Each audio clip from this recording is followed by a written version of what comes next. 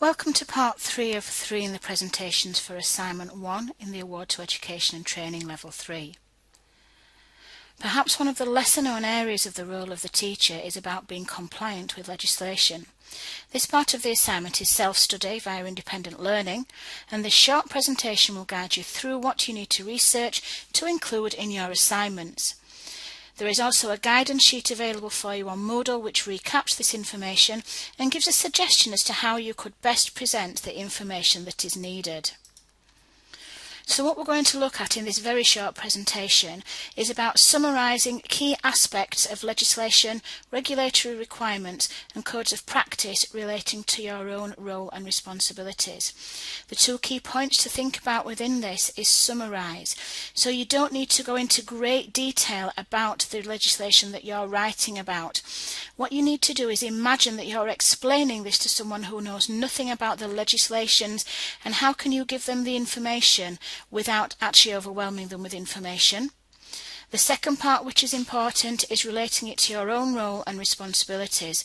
So for example, how does each of these legislations, regulatory requirements and code of practice impact on your own teaching role? The first thing we need to look at is actually what is legislation, what is a regulatory requirement, and what is a code of conduct or a code of practice. A legislation is a law that's passed by Parliament.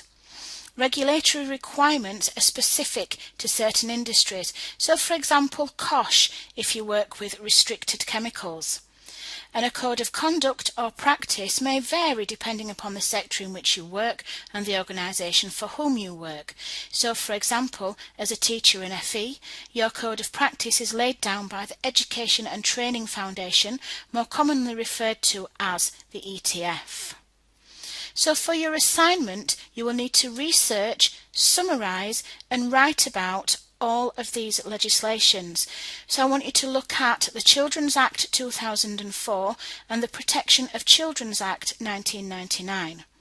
I would like you to look at the Copyright, Design and Patents Act 1988 and the Freedom of Information Act 2000, the Data Protection Act 1998, the Equality Act 2010, the Health and Safety at Work Act of 1974 and the 2006 Safeguarding Vulnerable Groups Act. Remember, you need to summarise and then say what impact does this have upon you as your role of a teacher. So for example, to give you something to think about, the Data Protection Act.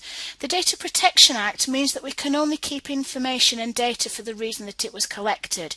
We mustn't pass it on to any third party who doesn't have a right of access to the information. As a teacher, this means that things such as external hard drives and memory sticks should be password protected to stop anyone accessing them who shouldn't have access to the information that may be contained on there. If you have a computer on your desk at work and you leave the computer, or maybe you're having a little meeting or a chat with someone at your desk, you should make sure that your computer is locked so that no one can access the data available.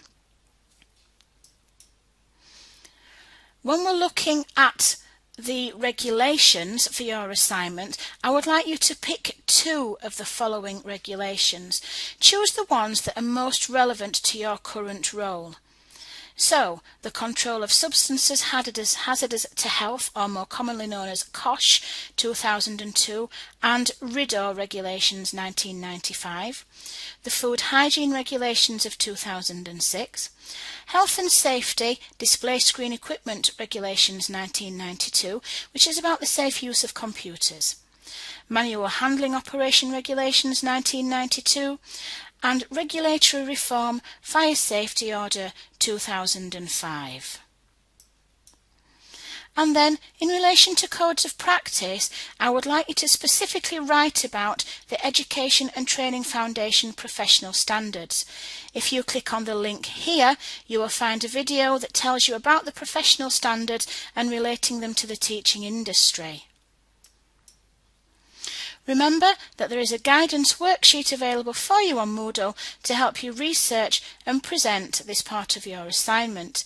If you have any questions or queries about this part of the assignment, then please don't hesitate to contact me on the contact details that you have either via telephone or via email. So, to complete this objective, you need to summarise key aspects of legislation, regulatory requirements and code of practice relating to your own role and responsibilities. So make sure that you summarise and that you relate all the information to how it affects you as the role of a teacher. You are now ready to start work on assignment 1.